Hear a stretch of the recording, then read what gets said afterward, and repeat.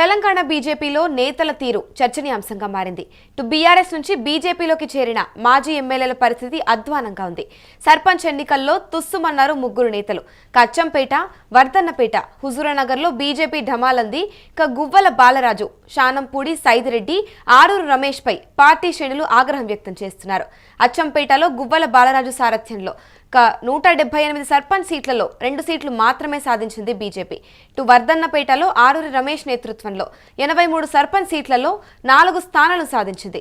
హుజూరానగర్లో ఖాతా కూడా తెరవలేదు.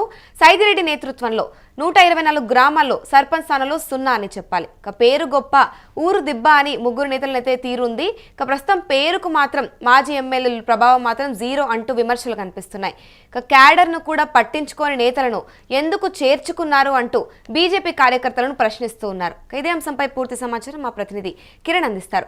చెప్పండి కిరణ్, ఇటు బీఆర్ఎస్ నుంచి ఎవరైతే బీజేపీలోకి ముగ్గురు వెళ్లారో ఇప్పుడు వీళ్ళనైతే మరి ఇప్పుడు అసెట్ అనుకోవాలా, లయబిలిటీ అనుకోవాలా, బీజేపీకి ఎలా చూడాలి దీన్ని?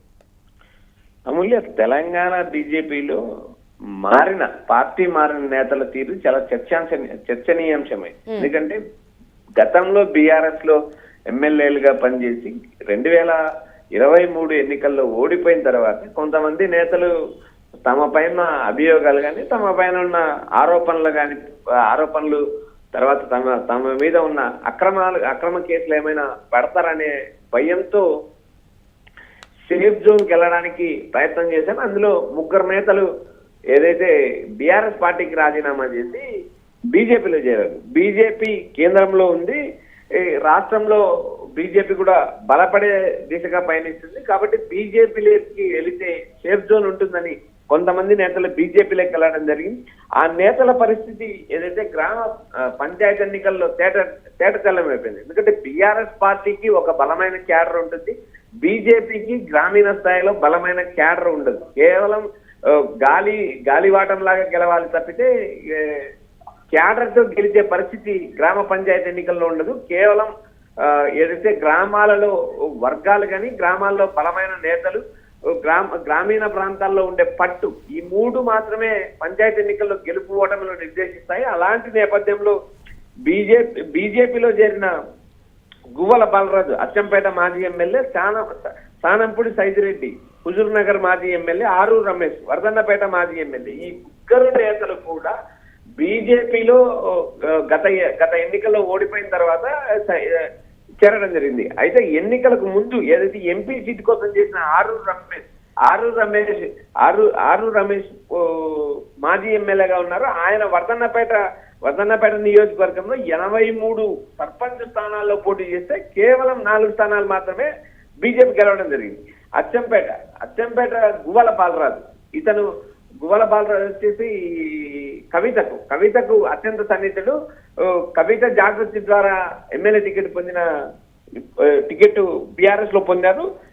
గువ్వల బాలరాజు 178 పంచాయతీ స్థానాల్లో పోటీ చేస్తే, అనుచరులు పోటీ చేస్తే కేవలం 2 స్థానాలు మాత్రమే గెలిచిన పరిస్థితి ఉంది. ఇటు హుజూర్ నగర్, శానంపూడి సైదిరెడ్డి, హుజూర్ నగర్ లో ఉత్తమ్ కుమార్ రెడ్డి భార్య పద్మావతి ఎమ్మెల్యేగా ఉంటారు. బలమైన నేత, బలమైన కుటుంబము. గత ఎన్నికల్లో 2023 ఎన్నికల్లో పద్మావతి గెలవడం జరిగింది. ఈ నేపథ్యంలో జరిగినప్పుడు మనం చూస్తే 124 పంచాయతీల్లో కేవలం ఖాతా కూడా తెరవని పరిస్థితి. ఈ నేతలందరూ కేసీఆర్ గాలిలో గెలిచిన నేతలు తప్పితే తమ క్యాడర్ ను బలోపేతం చేసుకుని గ్రామీణ ప్రాంతాల్లో పట్టు పెంచుకున్న నేతలు కాకపోవడంతో వీరు బీజేపీలో చేరిన ఎలాంటి ప్రయోజనం లేదంటూ బీజేపీ నేతలు దుమ్మెత్తిపోసే పరిస్థితి. ఎందుకంటే గ్రామీణ ప్రాంతాల్లో స్థానిక ఎన్నికలు జరిగినప్పుడు స్థానికంగా ఉన్న పార్టీ క్యాడర్ బలంగా ఉంటుంది, వర్గాలు ఉంటాయి. ఒక వర్గం కాంగ్రెస్ సపోర్ట్ చేస్తే మరో వర్గం బీఆర్ఎస్ సపోర్ట్ చేస్తుంది. బీజేపీకి దాదాపు గ్రామీణ స్థాయిలో క్యాడర్ చాలా తక్కువ ఉంటుంది. ఉన్న నేతలు ఏదైనా 1-2 నేతలు ఉన్నా వారు కొంతమేరకు ప్రభావం చూపుతారు కాబట్టి పంచాయతీ ఎన్నికల్లో గెలిచే పరిస్థితి లేదు. అయితే ఇక్కడ బీజేపీ ఇప్పుడు జరిగిన స్థానిక ఎన్నికల్లో చాలా తెలివిగా వివరించిన తీరు. ఎందుకంటే కొన్ని చోట్ల బీఆర్ఎస్ తో లోపల కాంప్రమైజ్ అయ్యి ఉప సర్పంచ్ స్థానాలు తీసుకున్న పరిస్థితి. మరికొన్ని చోట్ల బీజేపీ పర్లేదు గెలుస్తుంది అనుకున్న చోట వారు ఏదైతే సర్పంచ్ పదవి తీసుకొని బీఆర్ఎస్ ఉప సర్పంచ్ పదవి ఇచ్చింది. ఈ విధంగా జరిగిన క్యాలిక్యులేషన్స్ లో కాంగ్రెస్ పార్టీని గట్టిగా బీఆర్ఎస్ ఢీకొట్టింది. బీఆర్ఎస్ ప్రభావం స్పష్టంగా కనిపిస్తుంది గ్రామీణ ప్రాంతాల్లో బీఆర్ఎస్ బలపడే ఉంది. ఎందుకంటే 2023 ఎన్నికల్లో కేవలం గ్రామీణ ప్రాంత ప్రజలు, ఏదైతే రూరల్ ప్రాంత ప్రజలు ఉంటారో వారు ప్రభుత్వాన్ని మార్చాలని డిసైడ్ అయ్యి ప్రభుత్వం మార్చారు. అర్బన్ ప్రాంతాల్లో ఎక్కడ కూడా బీఆర్ఎస్ హవా తగ్గలేదు. 2023 ఎన్నికల్లో దాదాపు బీఆర్ఎస్ 40 స్థానాలు సాధించింది. కేవలం గ్రామీణ ప్రాంతాల్లో, అది దక్షిణ తెలంగాణలో ఎక్కడైతే మహబూబ్ నగర్, ఖమ్మం, నల్గొండ, ఈ 3 ప్రాంతాల్లోనే అర్బన్ ప్రజలు, ఏదైతే రూరల్ ప్రజలు, గ్రామీణ ప్రాంత ప్రజలు కాంగ్రెస్ గెలవాలి, కేసీఆర్ ను దించాలి అనే ఒక నినాదంతో ఏకంగా ఈ 3 జిల్లాల్లో దాదాపు 36 స్థానాల్లో 32 స్థానాలు కాంగ్రెస్ పార్టీ కట్టబడడంతో కాంగ్రెస్ పార్టీ అధికారంలోకి వచ్చింది. ఇప్పుడు మనం పరిస్థితి గమనిస్తే కేవలం 2 సంవత్సరాల్లో మనం ఏదైతే కాంగ్రెస్ పార్టీ పాలన చూసిన తర్వాత పంచాయతీ ఎన్నికలు జరిగిన తీరు చూస్తే కాంగ్రెస్ పార్టీని చాలా బలంగా బీఆర్ఎస్ గ్రామీణ ప్రాంతాల్లో ఢీకొట్టడంతోనే దాదాపు సగం స్థానాలు బీఆర్ఎస్ గెలిచిన పరిస్థితి ఉంది. అటు బీజేపీ లోపాయికర ఒప్పందం కుదిరిందా, గ్రామీణ ప్రాంతాల్లో కాంగ్రెస్ పార్టీ పైన అసంతృప్తి ఉందా, ఈ రెండింటిని బేస్ చేసుకొని ఏదైతే పంచాయతీ ఎన్నికల్లో బీఆర్ఎస్ పార్టీ కాంగ్రెస్ పార్టీకి చుక్కలు చూపించింది అనుకోవచ్చు. గ్రామీణ ప్రాంతాల్లో ప్రజల మైండ్ సెట్ ఇప్పుడిప్పుడే మారుతుంది. ఇది రాబోయే రోజుల్లో తెలంగాణలో 2028లో జరిగే ఎన్నికలపైన తీవ్ర ప్రభావం చూపుతుంది. ఇప్పటికీ ఏదైతే బీఆర్ఎస్ అధినేత కేసీఆర్ ఇంకా బయటికి రాకపోవడం, కేవలం హరీష్ రావు, కేటీఆర్ వీరిద్దరు భుజస్కంధాలపైన పార్టీని మోస్తున్నారు. ఇలాంటి పరిస్థితిలో, ఇలాంటి నేపథ్యంలో కూడా కేసీఆర్ బయటికి రాకుండా కూడా బీఆర్ఎస్ పార్టీ బలంగా ఢీకొట్టి గ్రామీణ ప్రాంతాల్లో తమకు పట్టుంది, వచ్చే ఎన్నికల్లో తాము ఖచ్చితంగా గెలిచి తీస్తామంటూ ఇప్పటి నుంచే వారు నేతలకు నూరి పోస్తున్నారు. క్యాడర్ని మరింత బలోపేతం చేస్తున్నారు. ఎక్కడ ఎలాంటి సంఘటన జరిగినా క్షణాలలో, గంటల్లో ఆ ప్రాంతాన్ని సందర్శిస్తున్నారు. అటు హరీష్ రావు, ఇటు కేటీఆర్. ఇటు గ్రామీణ ప్రాంతాల్లో పట్టు నిలుపుకోవడానికి పంచాయతీ ఎన్నికలు ఒక ప్రధానంగా నిలబడ్డాయి. ఇప్పుడు పరిస్థితులు ఏదైతే బీజేపీలో చేరిన ఈ నేతలు చివరికి ఎన్నికలు వచ్చే నాటికి వారు బీజేపీలో ఉండే పరిస్థితుల్లో వీరు మళ్ళీ బీఆర్ఎస్ లేకి వెళ్లే పరిస్థితి ఉంది. ఇప్పటికీ ఆర్మూర్ రమేష్ గతంలో ఎంపీ సీట్ కోసం ఎన్నికల ముందు పార్టీ మారిన ఆర్మూర్ రమేష్ ఇప్పటికే ఏదైతే స్టేషన్ కన్పూర్ ఉప ఎన్నికలు జరిగితే అతను బీఆర్ఎస్ సీట్ పుచ్చుకునే అవకాశాలు స్పష్టంగా కనిపిస్తున్నాయని ఇప్పటికే రాజకీయ వర్గాల్లో ప్రచారం జరుగుతుంది. మరి కిరణ్, ఇప్పుడు చూసుకుంటే ఇక్కడ బీఆర్ఎస్ నుంచి ఎవరైతే 3 మాజీ ఎమ్మెల్యేలు బీజేపీలోకి చేరారో, ఇప్పుడు ఇది పార్టీ బలోపేతం కోసం అంటూ ఒకవైపు వినిపిస్తుంది, లేదా ప్రత్యర్థి పార్టీని బలహీనం చేయడం కోసం అంటూ కూడా కొన్ని ప్రశ్నలు వస్తున్నాయి. కానీ మనం ఒకవైపు నుంచి చూసుకుంటే ఇప్పుడు ఏదైతే మాజీ ఎమ్మెల్యేల ట్యాగ్ ఉందో దానివల్ల ప్రజాభిమానం పెరుగుతుంది అన్నట్టుగా బీజేపీ ఒక అపోహలో ఉంది అని కూడా ప్రశ్నలు వినిపిస్తున్నాయి. దీని గురించి ఏమంటారు?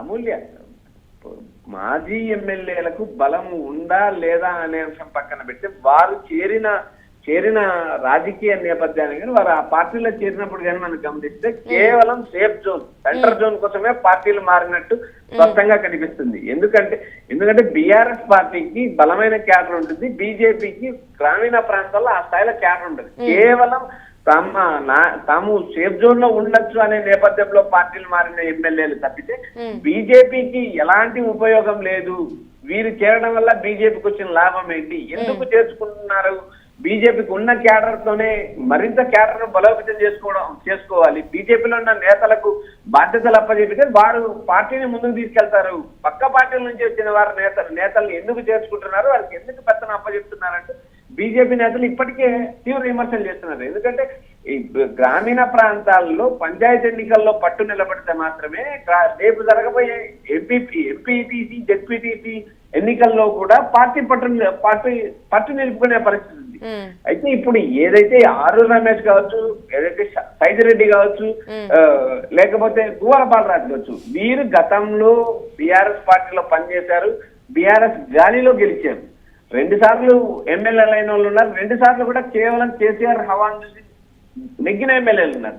వీరు బీఆర్ఎస్ నుంచి బీజేపీలకు వెళ్ళినంత మాత్రాన బీజేపీ బలపడుతుంది అనుకోవడం కూడా కేవలం అనుమానం మాత్రమే.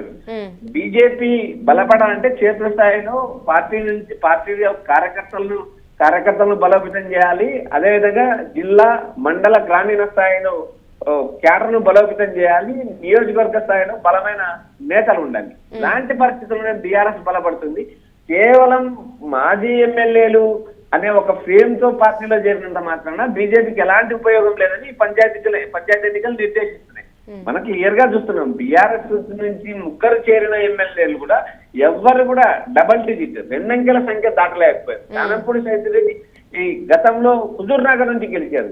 హుజూర్ నగర్ నుంచి కాంగ్రెస్ పార్టీ ఆల్మోస్ట్ ఆల్ దాదాపు క్లీన్ స్వీప్ చేసిన పరిస్థితి. ఉత్తమ్ కుమార్ రెడ్డి మంత్రిగా ఉన్నారు, పద్మావతి ఎమ్మెల్యేగా ఉన్నారు. అలాంటి బలమైన కుటుంబం ఉన్న చోట కానంపూడి సైతిరెడ్డి గెలిచారంటే కేవలం ఎమ్మెల్యేగా గెలిచారంటే కేవలం కేసీఆర్ ప్రతిభ, అంతకు మించి ఈ బీఆర్ఎస్ కేడర్ ప్రతిభ. ఈ 2 అంశాలే కానంపూడి సైతిరెడ్డిని గతంలో ఎన్నికలు గెలిపించాయి. కానీ ఇప్పుడు అదే కానంపూడి సైతిరెడ్డి బీజేపీలో జరిగినప్పుడు 0 సీట్లు, 124 గ్రామ పంచాయతీలు, ఒక పంచాయతీ కూడా గెలవలేని పరిస్థితి ఉంది. అటు గువ్వల బాలరాజు తెలంగాణ ఉద్యమంలో పనిచేశాడు, జాగృతిలో పనిచేశాడు.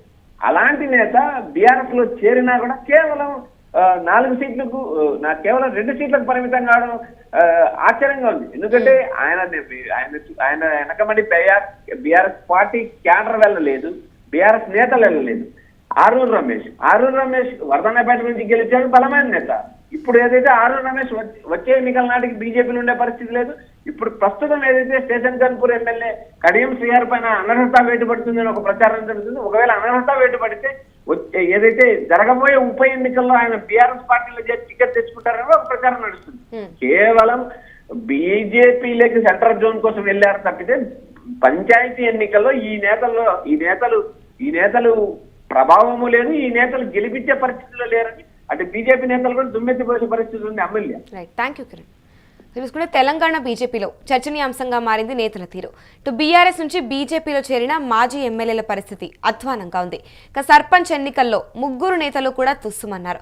ఇటు అచ్చంపేట, వర్ధన్నపేట, హుజూరానగర్లో బీజేపీ ఢమాలంది. ఇక గువ్వల బాలరాజు, శానంపూడి సైదిరెడ్డి, ఆరూరు రమేష్ పై పార్టీ శ్రేణులు ఆగ్రహం వ్యక్తం చేస్తున్నారు. ఇటు అచ్చంపేటలో గువ్వల బాలరాజు సారథ్యంలో 178 సర్పంచ్ సీట్లలో 2 సీట్లు మాత్రమే సాధించింది బీజేపీ. ఇక వర్ధన్నపేటలో ఆరూరి రమేష్ నేతృత్వంలో చూసుకుంటే 83 సర్పంచ్ సీట్లలో 4 స్థానాలను సాధించింది. ఇక హుజూరానగర్లో ఖాతా కూడా తెరవలేదు.